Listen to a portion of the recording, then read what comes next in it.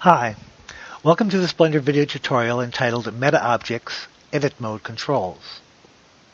If you had not viewed the earlier video tutorial named MtaObjects Object Mode Controls, please do, as it contains much basic information about MtaObjects that will not be repeated here.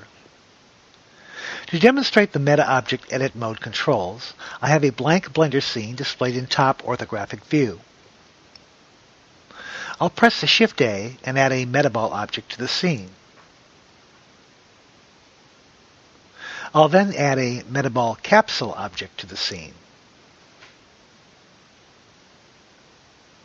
I'll then add a metaball plane object to the scene. Then add a metaball ellipsoid object to the scene. And finally add a metaball cube object to the scene. I'll rotate my view a bit so you can see these metaball objects more dimensionally.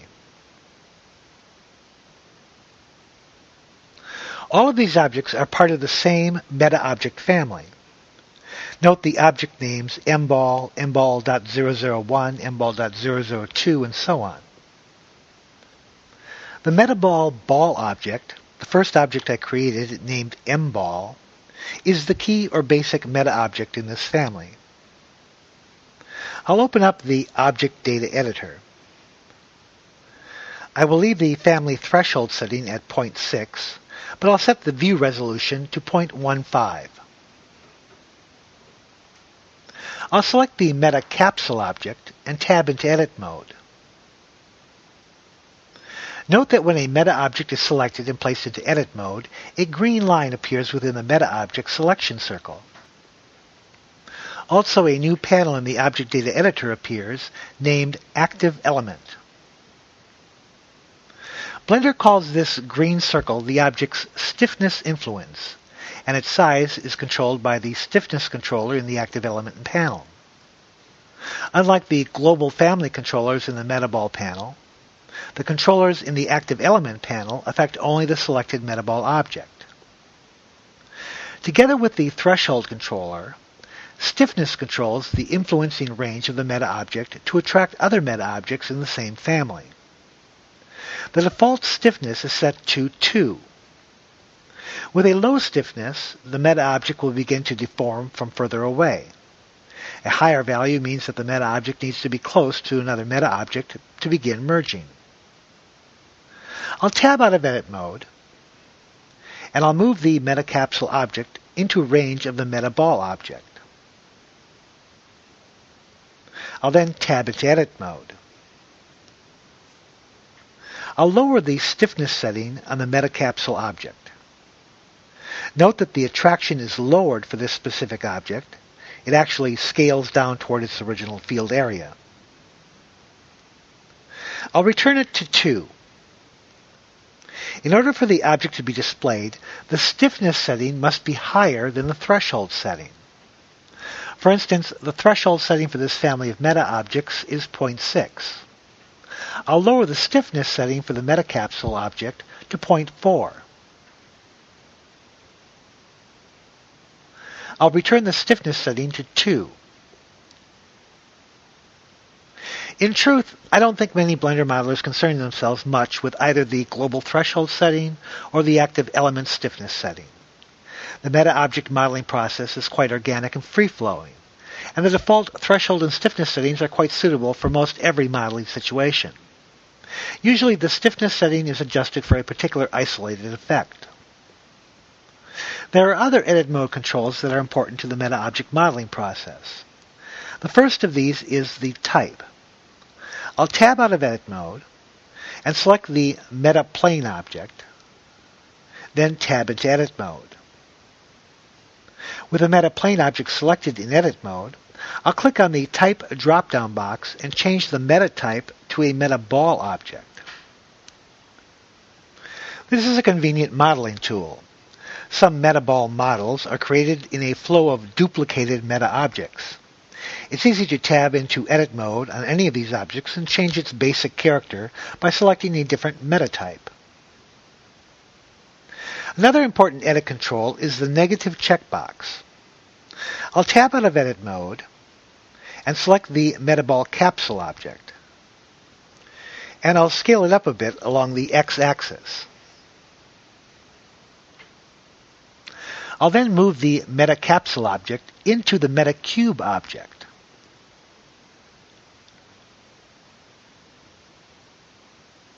The interaction here is as expected, with the two meta objects being attracted to one another.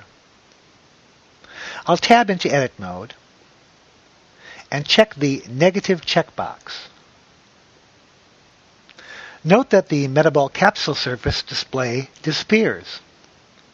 And instead of being attracted to one another, the object's calculated surfaces repel each other.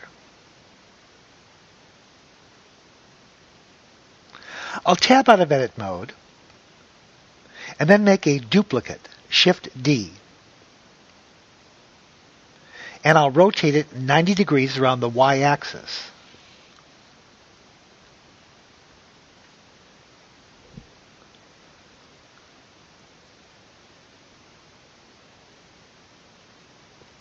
I'll select the meta-ellipsoid object, and I'll scale it down quite a bit along the z-axis. I'll then scale it down a bit along the x-axis. I'll then move it into the metaball object. The interaction here is as expected, with the two meta objects being attracted to one another. I'll tab into Edit Mode and check the negative checkbox. Note that the Metaball Ellipsoid surface display disappears. And instead of being attracted to each other, the object calculated surfaces repel each other.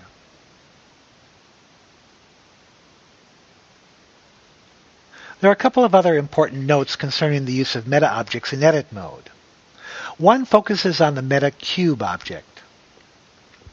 I am using Blender version 2.66a for this demonstration, and there appears to be a bug with the MetaCube primitive object.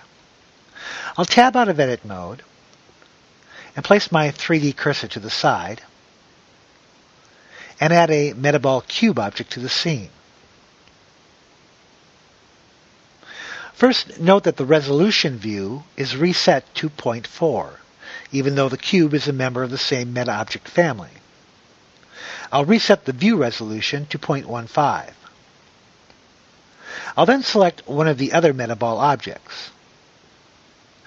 Note that I can no longer select the MetaCube object. It has no discernible selection ring. I can, however, select the MetaCube object in the Outliner panel. With the MetaCube object selected in the Outliner panel, I'll tab into Edit Mode. And I'll lower the stiffness control to 0.8. This reveals the selection ring. I can now tab out of Edit Mode and select the MetaCube object as I would any other meta object. The selection ring is still available even if the MetaCube object is scaled. Secondly, as one can in Object Mode, it's possible to perform all the transform operations, move, scale, and rotate on a meta object which is in Edit Mode. I'll select this Metaball object and tab into Edit Mode. For the sake of clarity, I'll change the type to Plain Meta Object. Pressing the S key allows me to scale the object in Edit Mode. Pressing the R key allows me to rotate the object in Edit Mode. Pressing the G key, or grabbing one of the widget arrows, allows me to move the object. Although it's possible, I caution you from transforming the meta object while in Edit Mode. Moving a meta object in Edit Mode leaves behind the object's origin point, making it difficult to predictably rotate the object when back in Object Mode.